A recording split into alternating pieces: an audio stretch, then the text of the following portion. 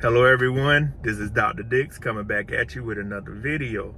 Like, share, and subscribe to the channel. I appreciate any new subscribers that I have, and I appreciate any returning subscribers. So feel free to share my channel with anyone else and let them review my content. As you know, you can follow me on Instagram at kingofautomation_AI.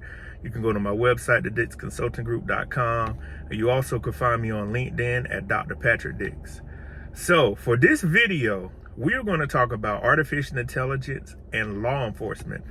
Yesterday, I saw an article about Qatar, or was it the UAE? One of those two places are now going to be using artificial intelligence to recognize if you're a threat and to capture your face. And this vehicle is also going to be a patrol vehicle.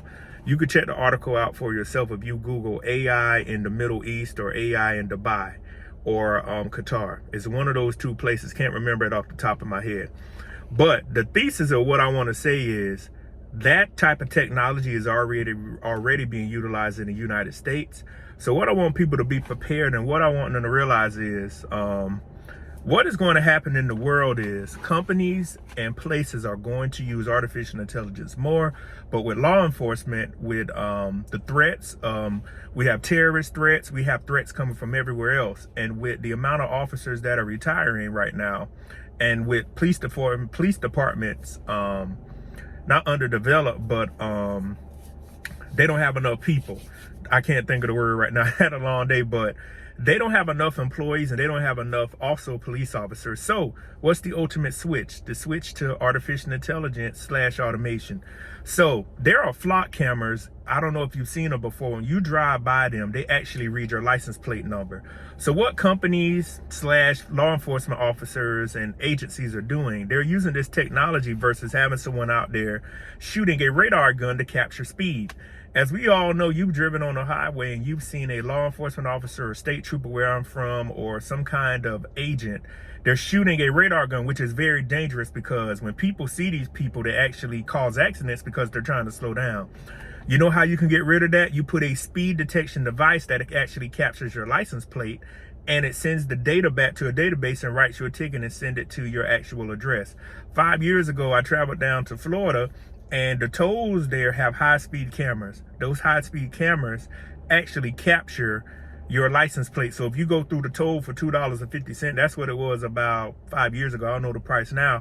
You get a ticket in the mail from the Department of Vehicles, the Florida Department of Vehicles, which will tell the South Carolina Department of Vehicles, hey, Patrick owes us money. Either he pays the money, this fee, or either we'll suspend his license. So the same is going to happen with crime. You're going to be walking in stores, and you're going to be walking around, and all these cameras are catching your face. What's going to happen? All these warrants that these Interpol, which is the International Police Organization, and local and federal jurisdictions have to serve, they're going to get an image of your face, and they're going to know where you're at, and they're going to be able to come pick you up.